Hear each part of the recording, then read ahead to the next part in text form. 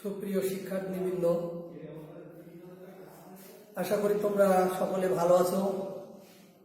বাড়িতে তোমাদের আত্মীয় পরিজন, মা বাবা সকলকে নিয়ে তোমাদের শারীরিক এবং মানসিকভাবে তোমরা সুস্থ আছো। আমিও সুস্থ আছি। আমি জগদীশ চন্দ্র মণ্ডল, সিনিয়র সহকারী শিক্ষক, উকসা উচ্চ বিদ্যালয়। বর্তমান সময়ে যে করোনা সংক্রমণের কারণে বাংলাদেশ সহ সারা বিশ্বের শিক্ষা কার্যক্রম ব্যাহত হওয়ার কারণে তোমরা নিয়মিত পাঠাভ্যাস থেকে অনেকে ক্ষতিগ্রস্ত। সেই বিষয়টা বিবেচনা করে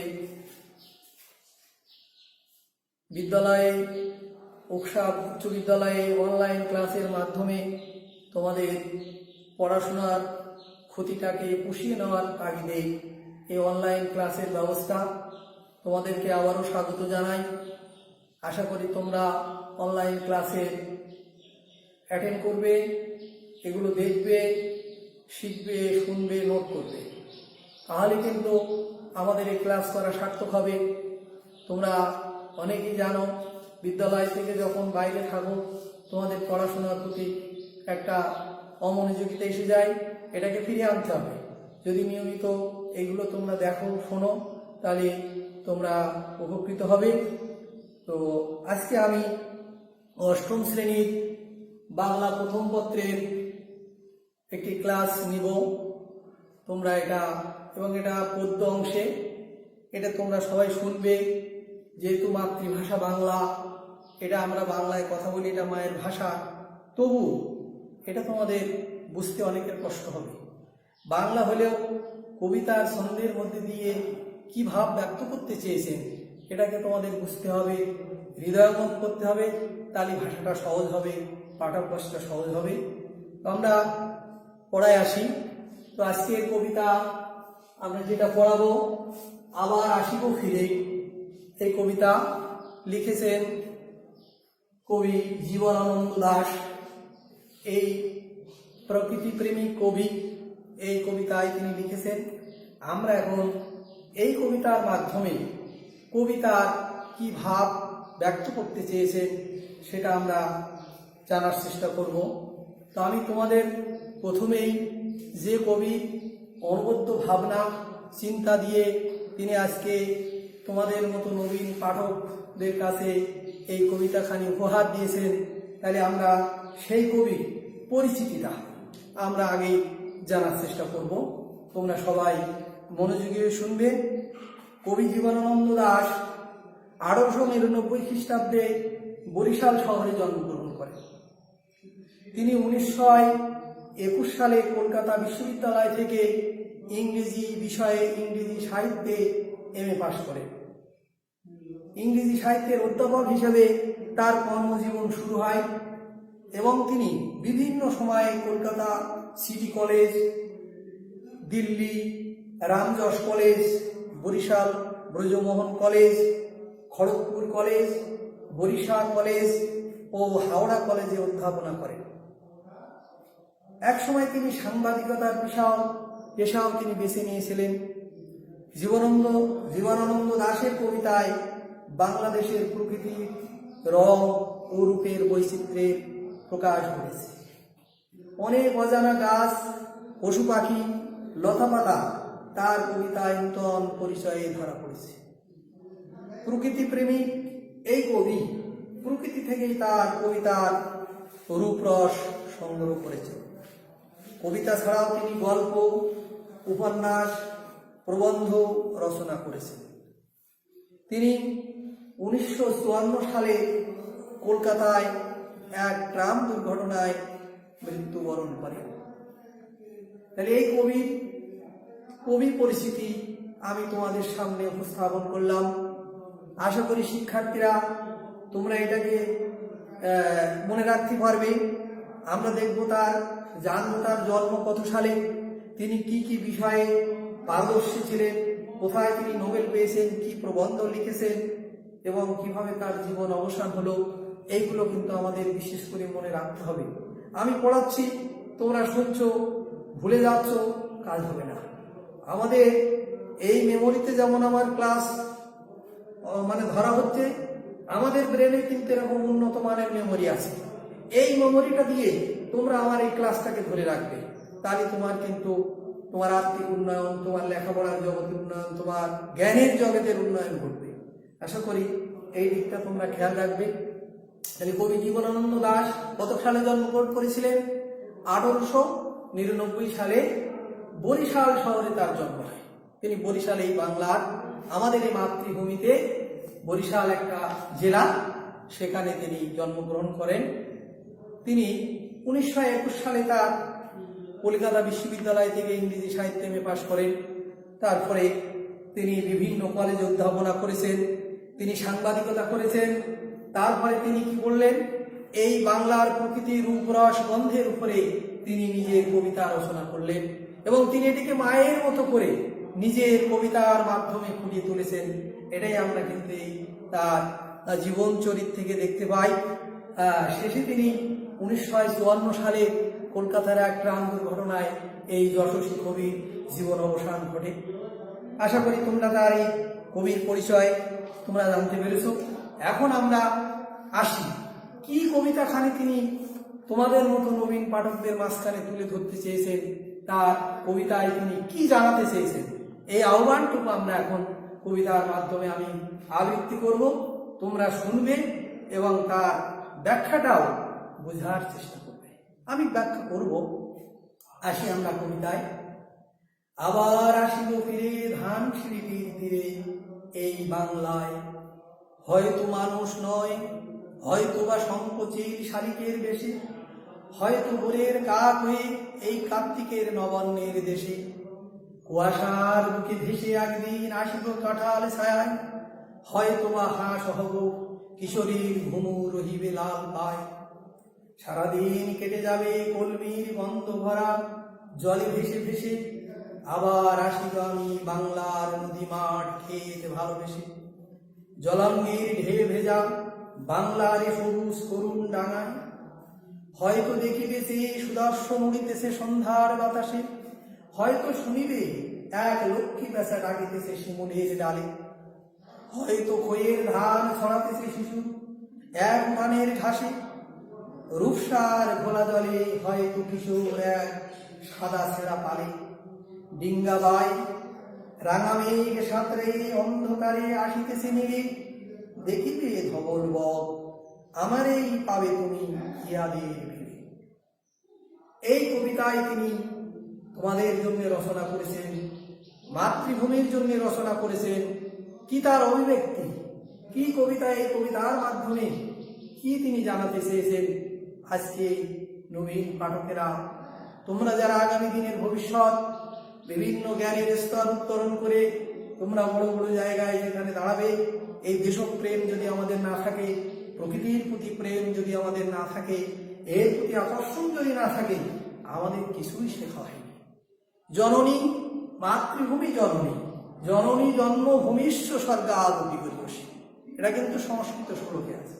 তো আমরা এই কবিতা কবি তার ভাবার্থ দিয়ে তিনি কি বোঝাতে চেয়েছেন, পাঠ পরিস্থিতিতে তিনি সেটা আমরা বইয়ে আছে, আমি পাঠ করছি। আবার আসিব ফিরে কবিতাটি কবির রূপসী বাংলা কাব্যগ্রন্থ থেকে নেওয়া হয়েছে। কবি এই কবিতায় দেখিয়েছেন যে তিনি নিজের দেশকে খুবই ভালোবাসেন। এই কবিতার মাঝখানে তিনি দেখিয়েছেন যে নিজের দেশকে তিনি খুবই ভালোবাসেন। প্রিয় জন্মভূমির অত্যন্ত তুচ্ছ জিনিসগুলো তার দৃষ্টিতে সুন্দর হয়ে ধরা পড়েছে। যেগুলো অত্যন্ত তুচ্ছ জিনিস, যেগুলো কেউ দেখে না, সেগুলো কেউ লক্ষ্য করে না, সেগুলো কিন্তু কবির দৃষ্টিতে ধরা পড়েছে। কবি মনে করেন যখন তার মৃত্যু হবে তখন দেশের সঙ্গে তার মমতার বাঁধন শেষ হবে না। কবি এমনটাই মনে করেছে যে আমার মৃত্যু হয়ে গেলেও এই প্রকৃতির যে জিনিসগুলো আছে এর সঙ্গে যে আমার মমতা আছে, এই বাঁধন আমার শেষ হবে না। তিনি বাংলার নদী মাঠ ফসলের ক্ষেতকে ভালোবেসে সংঘশীল বা শালিকের বেশে এদেশে ফিরে আসবেন। তাহলে এই যে বাংলার নদী মাঠ ফসলের ক্ষেতকে তিনি এত ভালোবেসেছেন যে তিনি কখনো সংকোচিল বা শালিকের বেশে এই দেশে ফিরে আসবে, আবার কখনো বা ভোরের কাক হয়ে কুয়াশায় মিশে যাবেন। ভোরে আমরা দেখেছি এই কাকগুলো এরা সন্ধ্যার সাথে সাথে নিয়ে ফিরে আসে। আবার যে ভোর হয়, পূর্ব দিকে সূর্য উদিত হয়, তখনই তারা কিন্তু খাদ্যের খোঁজে বেরিয়ে যায় ভোরে ভোরে। কবি এখানে অভিব্যক্তি প্রকাশ করেছেন যে আমি ভোরের কাক হয়ে আবার ফিরে আসবো এই বাংলার। তিনি এমনও হতে পারে তিনি হাঁস হয়ে সারাদিন কলমির গন্ধে ভরা বীরের বাড়িতে ভেসে বেড়াবেন। আবার বলেছেন যে আমরা দেখেছি আমাদের এই যে নদীমাতৃক দেশ, জলভূমির দেশ, কত কলমি শাকের আবাদ দেখতে পাই আমরা, যেটা লতানো উদ্ভিদ, জল উদ্ভিদ। এর ফাঁকে হাঁস হয়ে লাল পায়ে আমি এর ভিতর দিয়ে ঘুরে বেড়াবো। হাঁস তোমরা দেখেছো না? পাতি হাঁস, তার পায়ে কত সুন্দর লাল পাতনা থাকে। তিনি এমন অভিব্যক্তি করেছেন যে কলমির যে সুগন্ধ ভরা জল, তার ভিতর দিয়ে আমি লাল পায়ে হেঁটে বেড়াবো। কি তার আকুতি! এমনকি দিনের শেষে যে সাদা বকের দল মেঘের কোল ঘেঁষে নিলে ফিরে আসে, তাদের মাঝেও কবিকে খুঁজে পাওয়া যাবে। এভাবে তিনি বাংলা দেশের রূপময় প্রকৃতির সঙ্গে মিশে যাবে। আবারও তিনি ব্যক্ত করেছেন, দেখো এই যে বকগুলো সারাদিন খাদ্যের খোঁজে এখানে ওখানে ঘুরে বেড়ায়, এ খালে দিকে ঘেরে, সেই সন্ধ্যা হয় তখন সবাই কিন্তু তার মিলে ফিরে আসে। ওই সাদা মেঘের, ওই কালো মেঘের কোল ঘেঁষে যখন সাদা বকগুলো চলে আসে, কবি এখানেও চিন্তা করেছেন, অভিব্যক্তি প্রকাশ করেছেন, ইচ্ছা প্রকাশ করেছেন যে এই বগের সঙ্গে, সাদা বগের সঙ্গে কিন্তু আমি এই বাংলার আবার ফিরে আসবো।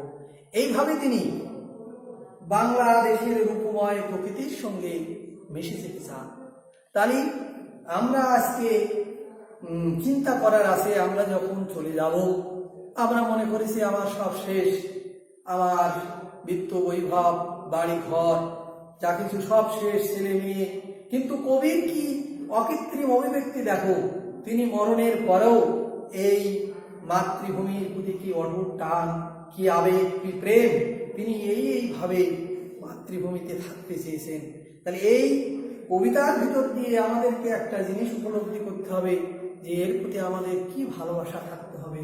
প্রকৃতিকে কিভাবে সুন্দর করে আমি যেতে পারি, প্রকৃতির কোনো জিনিসকে যেন আমি নষ্ট না করি। আমি ঈশ্বরের বা মহান সৃষ্টিকর্তার দয়ায় যখন এই পৃথিবীতে মানুষ রূপে আমি জন্মগ্রহণ করেছি, এই সৃষ্টির পৃথিবীকে সুন্দর করার জন্য প্রকৃতিকে কিন্তু আমাদের ভালোবাসতে হবে। এই প্রকৃতি আমাদের জীবনযাপনের সকল উপাদান, খাদ্য বলো, অক্সিজেন বলো, যা কিছু আমাদের জীবনের জন্য দরকার, এই প্রকৃতি কিন্তু আমাদেরকে দিয়েছে। তো আমরা এই কবি জীবনানন্দ দাশের কবিতা থেকে আশা করি শিক্ষার্থীরা তোমরা বুঝতে পেরেছ, এবং এটা নিজেদেরকে পড়তে হবে, নিজেদেরকে জানার চেষ্টা করতে হবে। আমি যতটুকু তোমাদেরকে পাঠদানের মাধ্যমে জানাতে চেষ্টা করেছি, তোমরা আরো বেশি আবেগ যত্নবান হয়ে এই কবিতা, বা শুধু একটি কবিতা নয়, এমনি ভাবে অনেক কিছু লেখক, কবি, দার্শনিকরা আমাদের দিয়ে গেছে, যেগুলো তোমাদের আগামী দিনের পাতেও হবে। আগামী তোমাদের জ্ঞানের ভান্ডার সমৃদ্ধ হবে। তুমি এমন কবিতা লিখে কিন্তু যশস্বী হতে পারবে যে কবির মতো এরকম প্রকৃতির দৃশ্যগুলোকে আমার চোখেও ধরা পড়তে হবে। আমি এই প্রকৃতি নিয়ে কবিতা লিখতে চাই, আমার তখন তোমার কিন্তু লেখার বাসনা জেগে যাবে। তো আমরা সকলকে আশা করি কবিতার বিষয় তোমাদেরকে আমি বলেছি। অনেক শিক্ষার্থী হয়তো বলবে, স্যার কবিতায় তো অনেক কথা লেখা আছে যেগুলো আমাদের হৃদয়ঙ্গম হচ্ছে না। আবার আসি ঘুরে ধানসিঁড়ি তীরে এই বাংলায়। ধানসিঁড়ি বলতে একটা নদীর নাম বলা হয়েছে, এটা বরিশালের একটি নদী। হয়তো মানুষ নয়, হয়তো বা শঙ্খচিল শালিকের বেশি। শঙ্খচিল বলতে সাদা রঙের চিল, আর শালিক তো তোমরা জানো, শালিকের বেশি কিন্তু কবি আসতে চেয়েছে। হয়তো ভোরের কাক হয়ে এই কার্তিকের নবান্নের দেশে।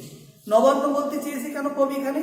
কার্তিক মাসে যে নতুন ধান হয়, আমার দেশের কৃষকেরা সেই ধান কেটে গুড়, নারকেল, দুধ দিয়ে পায়েস রান্না করে, এটি কিন্তু নবান্ন বলে। তাই আমার কবি, যশস্বী কবি এই দেশে বলেছে, নবান্নের দেশে আমি আবার কাক হয়ে ফিরে আসবো।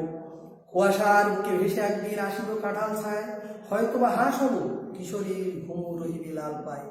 তাহলে হাঁস হয়ে কিশোরী যেমন পায়ে ঘুমট দিয়ে আসে, হাঁস কিন্তু লাল পায়ে চলে আসতে চাচ্ছে, কবি হাঁসে আসতে চাচ্ছে আমাদের মাঝখানে। সারাদিন কেটে যাবে কলমির গন্ধ ভরা জলে ভেসে, কলমি শাকে কলমি ফুলের যে সুন্দর গন্ধ জলের মধ্যে ভেসে থাকে, আমি সেই হাঁস হয়ে সেই গন্ধ উপভোগ করব। আবার আসিব আমি বাংলার নদী মাঠ খেতে ভালোবেসে, জলাঙ্গির ঢেউয়ে ভেজা বাংলার সবুজ অরুণ ডাঙায়। জলাঙ্গি বলতে কবি এখানে কি বুঝাইছেন? জলাঙ্গি বলতে চেয়েছেন নদীমাতৃক দেশ, এদেশে জলে ভরা, তাই কবি এখানে জলাঙ্গি বলেছে। যেমন মাঝে মাঝে নদীর জল, সমুদ্রের জল ঢেউ ফুটে ফুটে আমাদের ভূমিগুলোকে স্নাত করে ভিজিয়ে দেয়, এটাকে জলাঙ্গি বলা হয়েছে। আর অরুণ ডাঙা মানে অনেক ডাঙা জমি আছে, সেখানে জল উঠে যায়। হয়তো দেখিবে যে সুদর্শন উড়িতেছে সন্ধ্যার বাতাসে। সুদর্শন বলতে কবি এখানে কি বোঝাইছে? সুদর্শন বলতে কুকুরে পোকা, এরা সন্ধ্যার আকাশে কিন্তু বেরিয়ে পড়ে কুকুরে পোকারা। হয়তো শুনিবে এক লক্ষ্মী পেঁচা ডাকিতেছে শিমুলের ডালে। এই যে লক্ষ্মী পেঁচা মানে কি? সুলক্ষণাযুক্ত পেঁচা সন্ধ্যাবেলা ডাকতে থাকে। কবি পেঁচা হয়েও আসতে চেয়েছেন, আবার কুকুরে পোকা হয়েও আসতে চেয়েছেন। হয়তো খইয়ের ধান ছড়াতেছে শিশু এক ধানের ঘাসে। আবার দেখায় আমরা শিশুদেরকে অনেক সময় খই খেতে দেই, তাতে কিছু ধান থাকে, শিশু আপন মনে ছড়িয়ে যাচ্ছে ঘাসের উপর দিয়ে। কবি কিন্তু শিশু হয়েও এরকম খইয়ের ধান ছড়াতে চেয়েছেন। রূপসার ঘোলা জলে হয়তো কিশোর এক সাদা ছেঁড়া পালে ডিঙ্গা পায়। এই রূপসা আমাদের খুলনার অদূরে কিন্তু রূপসা নদী আছে। আবার এই রূপসা নামের একটি নদী আছে ওই বরিশালে।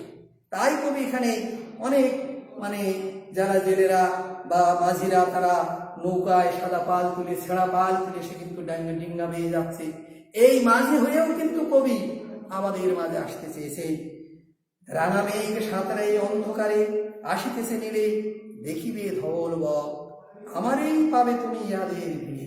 আবার সন্ধ্যায় যখন সাদা বকগুলো তাদের নীলে ফিরে আসে কালো মেঘের ভাগ দিয়ে, সেই বক হয়েও কিন্তু আমি এই বাংলায় আবার ফিরে আসি।